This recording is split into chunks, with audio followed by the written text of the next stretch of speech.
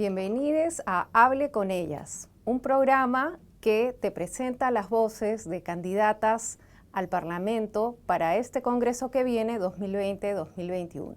En esta ocasión estamos con Rocío Silva Santiesteban, que va por el FA con el número 2. Bienvenida, Rocío. Un gusto tenerte acá. Gracias por la invitación, Angélica, a este programa.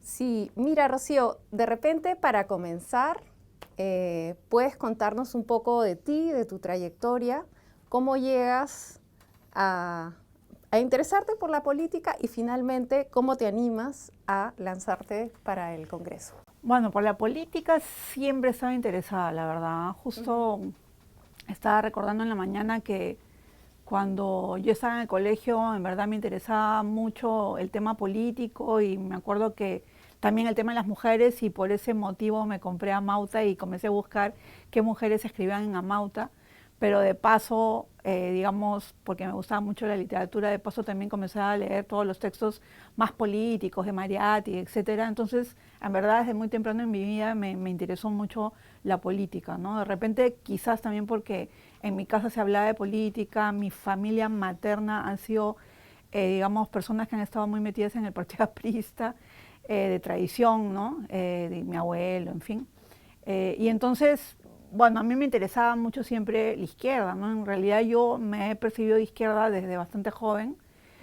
O sea, como te digo, he leído a Mariátegui, he leído, bueno, al mismo Carlos Marx, etcétera, desde que estaba en el colegio. Y después ya en la universidad, bueno, también yo tenía una clarísima vocación literaria, pero cuando me presento a la universidad, cuando salí del colegio, mi padre era profesor de la Universidad de Lima. Entonces él me dijo, bueno, o sea, ¿estudias en la de Lima o estudias en la de Lima? Porque ahí te van a dar beca completa, ¿no? Entonces, lo que quería estudiar, que era antropología, no, o sea, hubiera sido tu colega. Íbamos a ser colegas.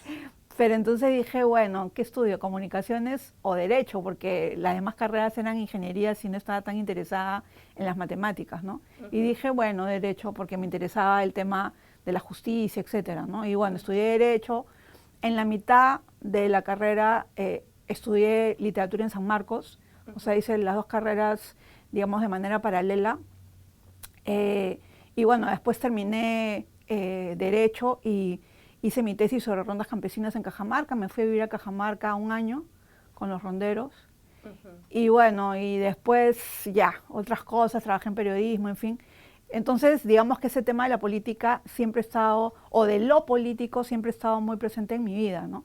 Ahora, siempre he estado periférica de varios partidos, de hecho, o sea, en las elecciones en los 80 siempre fui, digamos, la que cuidaba los votos para Izquierda Unida, o bueno, soy sanmarquina además, ¿no? O sea, estudiaba en San Marcos en los 80 implicaba definitivamente entrar en el ámbito de lo político. Ahí estaba en minoría porque era más bien cercana al PUM, y bueno, el sector de San Marcos en esas épocas era muy radical. Y después, digamos, siempre he estado muy vinculada con esto de lo político, ¿no? Pero ha sido recién en el año, digamos, en el año 2000, así que me acerco un poco, de alguna u otra manera, a Tierra y Libertad, no tanto, pero sí un poco. Después entré a la Coordinadora de Derechos Humanos y en la Coordinadora no se puede ejercer, digamos, militancia partidaria, entonces me retiré. Pero posteriormente estuve, bueno, bastante activa en la campaña de Verónica Mendoza. Y bueno, después cuando hubo la separación entre el MNP y el Frente Amplio, pues yo me quedé en el Frente Amplio y he seguido, digamos, activando en mi base, que es la base Miraflores, con varias personas ahí. Y bueno, ellos son los que me han animado a entrar, digamos, en el ámbito ya de la política, digamos, en primera fila, ¿no? Aunque claro, o sea, he estado metida en todas las movilizaciones, en el Fujimori Nunca Más del 2011, en todas las movilizaciones en contra de la corrupción, bueno, en fin, o sea, digamos que la calle la conozco. Tu trayectoria es amplia, como muchos lo sabemos, muchos y muchas. Pero para ti, ¿qué significa hacer política? ¿Cómo defines hacer política? Bueno, es que hay varias maneras de hacer política, ¿no? Incluso desde el feminismo, hacer política también es, digamos, tener conciencia dentro del ámbito de lo personal, que el poder toma, digamos, sus instrumentos sobre nuestros cuerpos, ¿no? Pero en este ámbito de la política activa más, digamos, partidaria, yo creo que para mí, o sea, a mí siempre me ha interesado estar como en segunda fila, o sea, bien, digamos, participando, pero sin ser representante, ¿no? Y ahora el tema de la representación, pues creo que se me ha impuesto de alguna manera en la medida en que todos fuimos a gritar que se vayan todos. Y la pregunta, y yo siempre me decía, bueno, pero si se van todos, ¿quiénes vienen? ¿No? Entonces, ese fue como, digamos, ese acicate que me permitió decir, bueno, pues ya me meto, pues, ¿no? Porque en verdad no es fácil.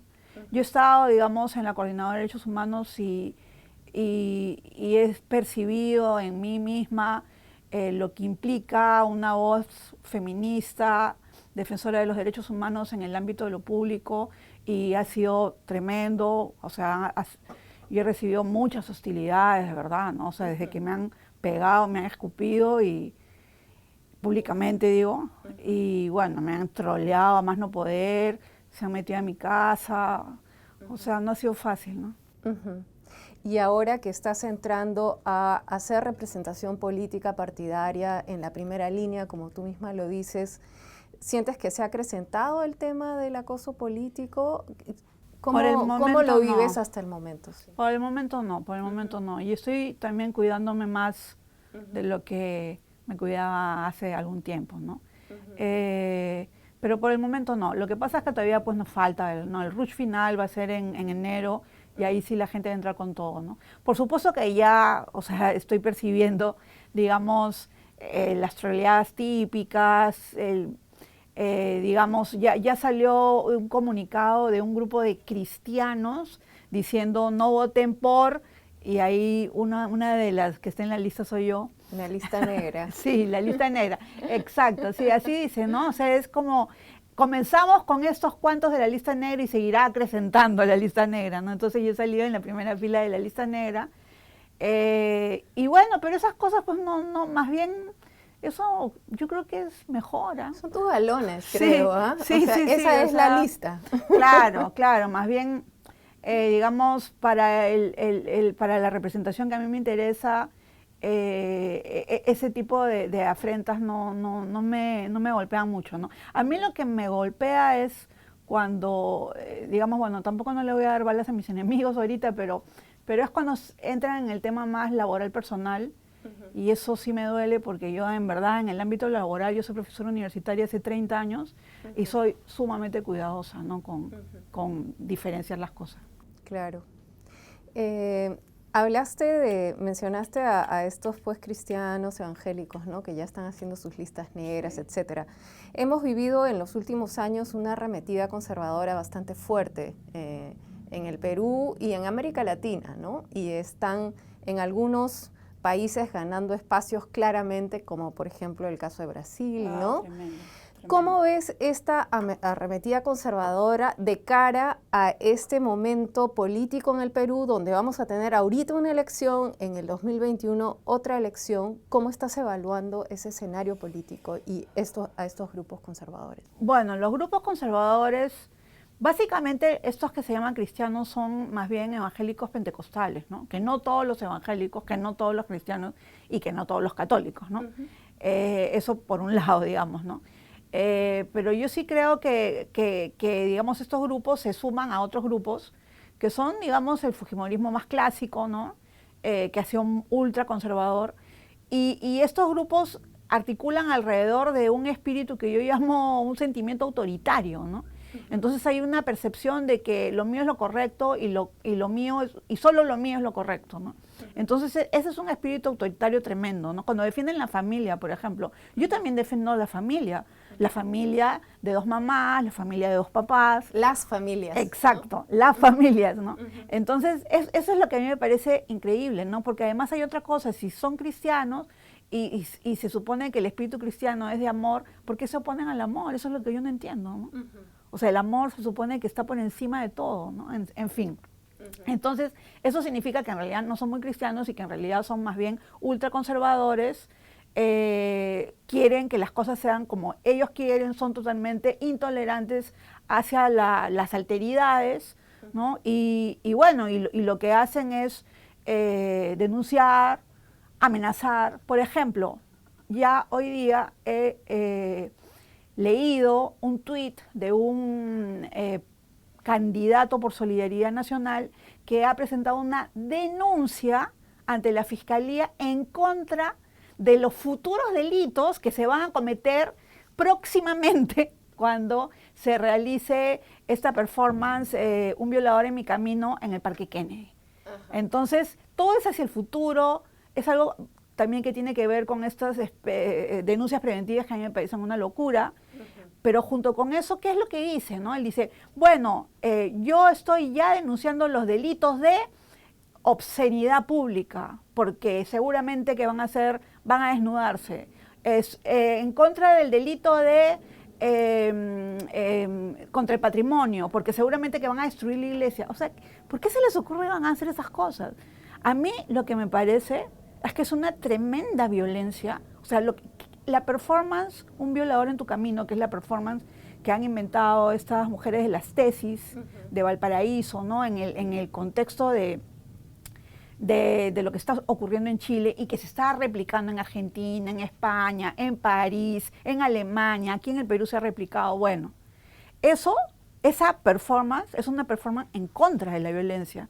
Y lo que están planteando estas personas con esas denuncias es una tremenda violencia simbólica, ¿no? En contra de quienes estamos en contra de la violencia. O sea, es de nuevo ejercer la violencia en contra de nosotros. Están saboteando las luchas por la violencia y hacen negacionismo de la violencia también. Exactamente, ¿no? Es un negacionismo pero absoluto, como si la violencia en concreto, o sea, como si no hubiera más de 150 feminicidios ya en el Perú, como si las niñas no fueran violadas. O sea, eso es lo que nosotros estamos denunciando y me parece que las tesis y las jóvenes que están haciendo esa performance lo están haciendo.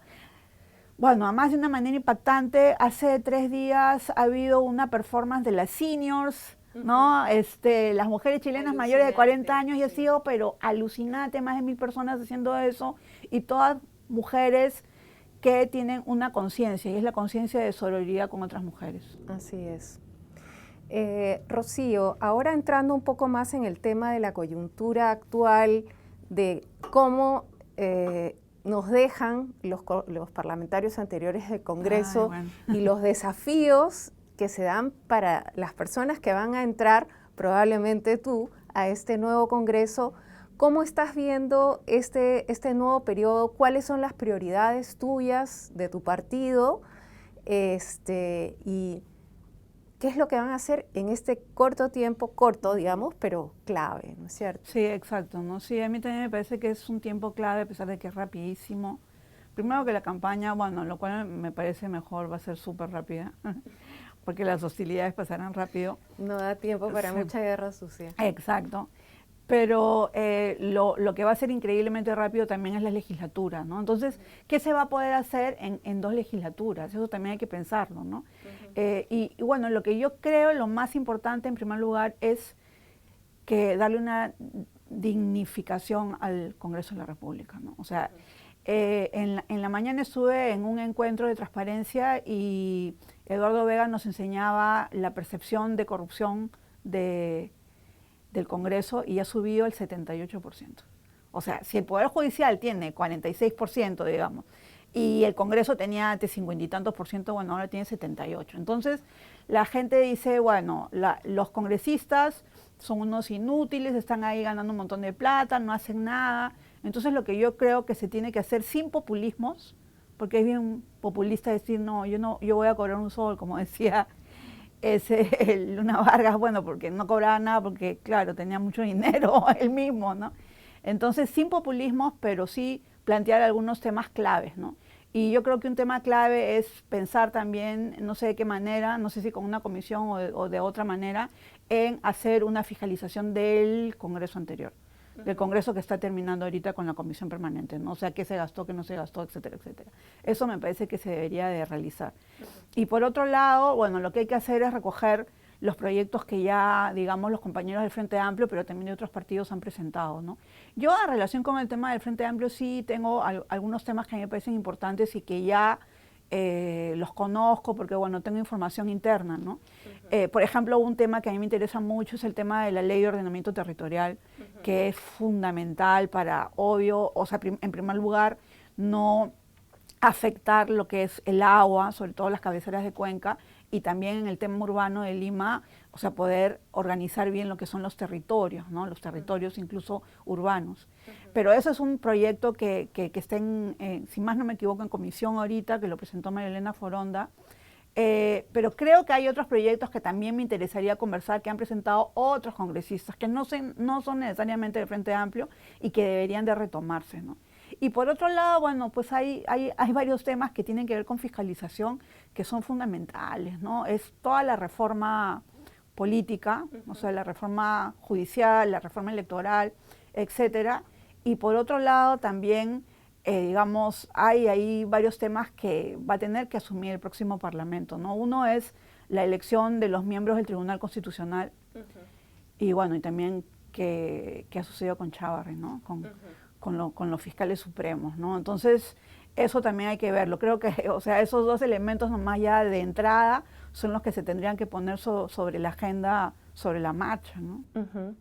Por supuesto que el tema de corrupción también implica la posibilidad de ejercicio de derechos para las mujeres, ¿no? Por supuesto. Y me gustaría escuchar un poco cómo ves tú este periodo en ese terreno, el terreno de los derechos de mujeres y diversidades, ¿no?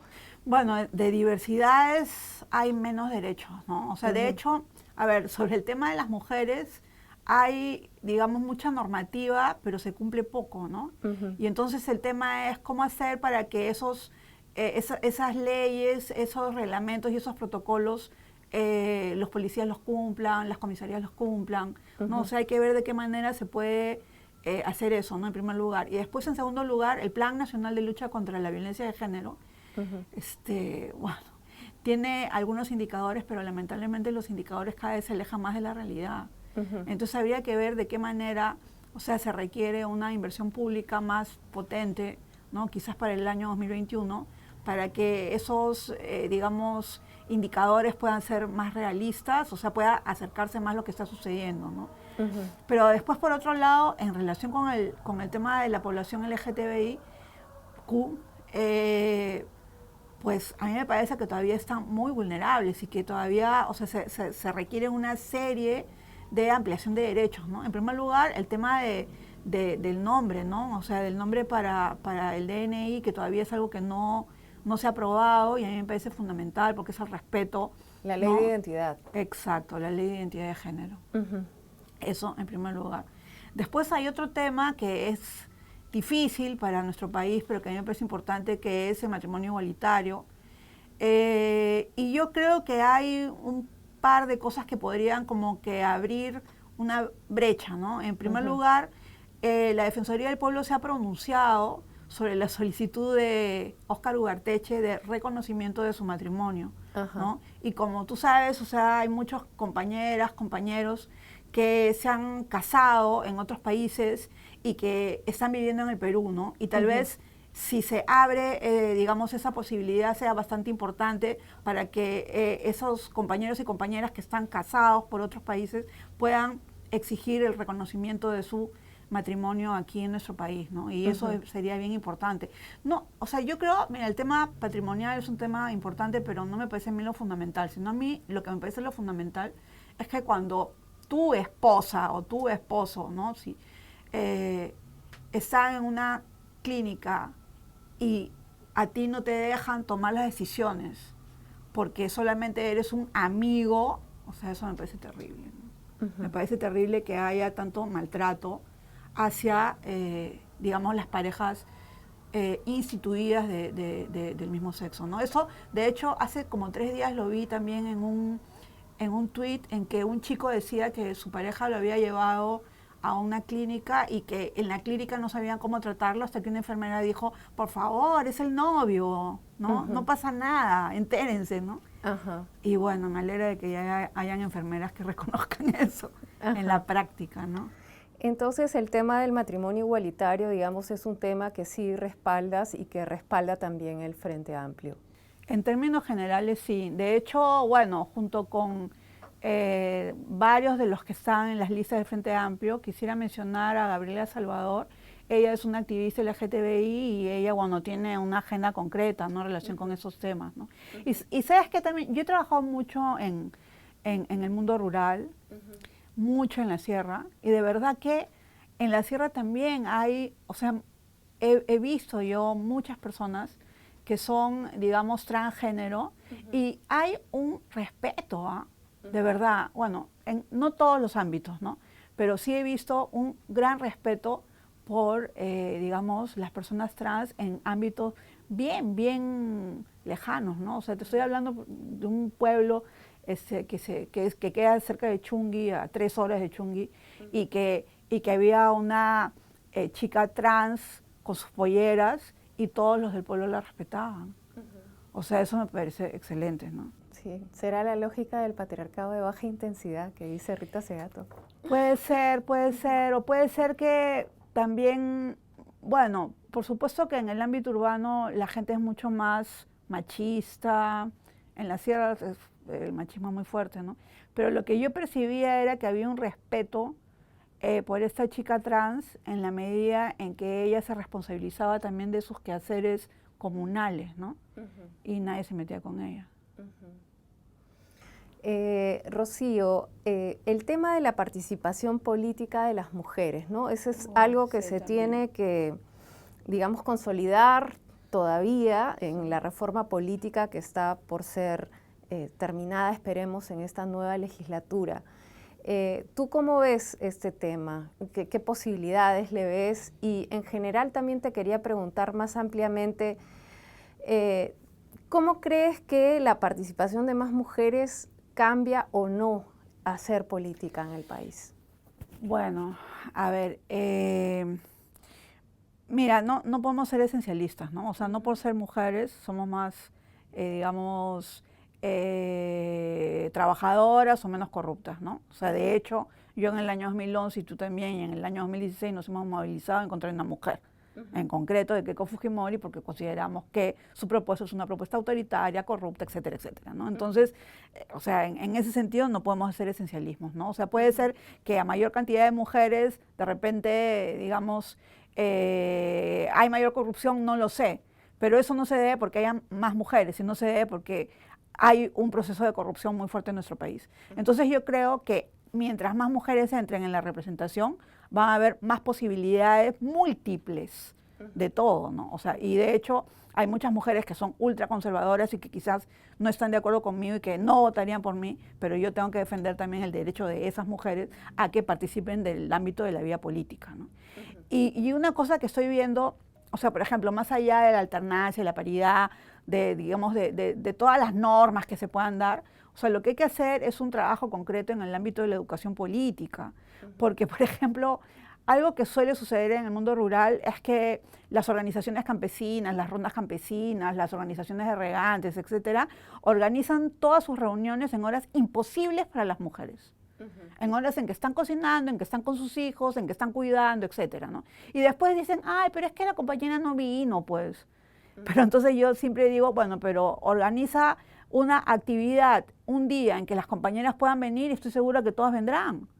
Entonces eso también tiene que ver con estas cosas medio, digamos, en que todos los varones dicen, no, nosotros somos políticamente correctos, pero a la hora de la práctica concreta son prácticas bien autoritarias, ¿no? Y después algo más que también he escuchado de las compañeras jóvenes es que la política es muchas veces percibida por los varones como algo sumamente confrontacional. Y las compañeras no lo ven de esa manera y se sienten inhibidas cuando escuchan que los varones gritan o que los varones imponen o que el debate no es un debate de ideas, sino hay quien grita más, ¿no? Y bueno, eso también hay que tenerlo en consideración. Entonces son las prácticas políticas las que tenemos que tener, digamos, en la mirada también, ¿no? Para ver de qué manera se pueden realizar, digamos, esta educación política, ¿no? Que no es solamente educación en el colegio o en la universidad, sino es a todo nivel. Claro, y en ese sentido tal vez no se trata tanto de pensar que las mujeres esencialmente por ser mujeres van a cambiar la política, sino tal vez porque por una socialización distinta traen códigos diferentes Sí. a la práctica política, ¿no? Y en ese sentido, de repente, ya para ir terminando la entrevista, porque nos vamos quedando sin tiempo, ¿cuáles son los desafíos que tú crees que el feminismo le coloca a la política en este momento? Varios, ¿no? Varios. Mira, uno que me parece bien importante es todo lo que tiene que ver con el tema de cuidados. Y cómo el liderazgo de las mujeres vinculado a estas prácticas de cuidados es un liderazgo completamente diferente. Es un liderazgo no autoritario, es un liderazgo de alguna otra manera más, digamos, comunitario. Bueno, claro, siempre depende, ¿no? O sea, como te digo, pues, o sea, también hay mujeres que son ultra jerárquicas y que les importa un pepino. Patriarcales, mal. Exacto. Pero lo que yo percibo, digamos, de las prácticas concretas de mujeres con las que he trabajado, no sé, por decirte, de las mujeres de la Nación Cana en Espinar, de las mujeres achánicas, de las mujeres del FREMAC, de las mismas mujeres de ONAMIAP, no sé, o sea, hay tantas mujeres que están organizadas y que en sus prácticas plantean, digamos, relaciones mucho más horizontales que las relaciones de sus compañeros varones, ¿ah? Mucho más horizontales, de verdad, bastante más. Entonces, eso es algo que a mí me parece interesante que están trayendo las mujeres que se consideran feministas o que no se consideran feministas, pero que en realidad lo son, pero bueno, no lo dicen, porque son prácticas sobre las que han pensado, han reflexionado y se han dado cuenta de que funcionan mejor que las otras que son jerárquicas y patriarcales, ¿no? Eso es uno de los temas que a mí me parece bien interesante, o sea, los nuevos liderazgos de mujeres, sobre todo mujeres jóvenes, mujeres rurales, en fin, o sea, me parece que ese es un desafío nuevo, ¿no?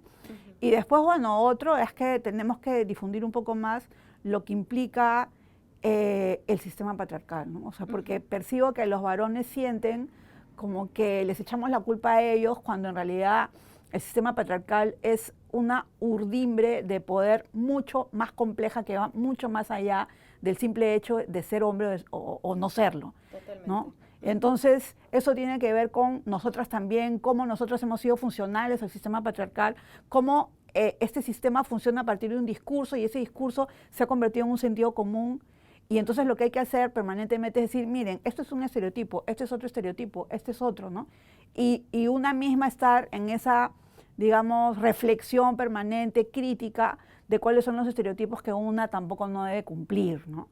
Y bueno, eso yo sé que es agotador, pero hay que hacerlo, ¿no? Porque, digamos, sobre eso andamos, ¿no? Y yo soy, en verdad, Angélica, ¿verdad? Yo, o sea, tengo 56 años y estoy bien contenta de cómo las chicas ahora han reaccionado con una creatividad extraordinaria. Eso yo no lo veía en los 90, eso no lo he visto, digamos, ni siquiera tampoco a comienzos de este siglo, ¿no? Y ahora con lo que está sucediendo con las mujeres en Argentina, en Chile, en Ecuador, las mujeres indígenas también, unas pueden tener una idea, otras pueden tener otra, pero de que están activas, participando y en el magma de lo político, están, ¿no? Y eso a mí me alegra un montón.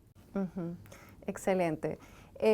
Bueno, se nos está acabando el tiempo, te iba a preguntar sobre el aborto, veo el pañuelo verde y creo que casi no hay necesidad de preguntar, de repente cortito tu posición al respecto del aborto. Mi posición en concreto, bueno, en el Frente Amplio hay diversas posiciones, ¿no? Pero digamos, en términos generales, la propuesta es la despenalización del aborto en caso de violación. Y yo creo que eso debería de conseguirse para el 2021, porque la gran situación de mujeres en nuestro país que han pasado por un aborto no es porque son felices yendo a abortar como construyen, digamos, los sectores ultraconservadores la situación, ¿no? O sea, es algo completamente diferente, ¿no? Y bueno, o sea, a mí me parece ya increíble que no haya una despenalización en el caso de aborto por violación. Es verdaderamente, realmente llama la atención, porque en Chile, en Argentina, eso, digamos, es una condición que ya está dentro del ámbito del derecho penal, ¿no?